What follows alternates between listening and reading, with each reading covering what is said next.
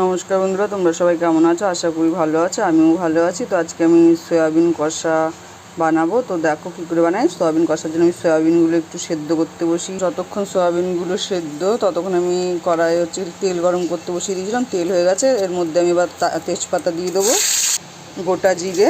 এবার তেলের মধ্যে আলুগুলো ছেড়ে দেবো। আলুর মধ্যে পরিমাণ মতো নুন আর দেবো হলুদ। এবার নাড়িয়ে দেবো।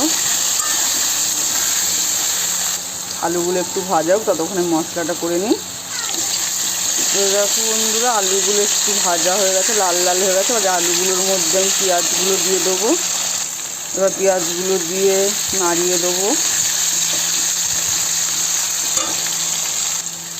এবার গ্যাসটা কমিয়ে দেবো, দিয়ে ঢেকে দেবো একটু।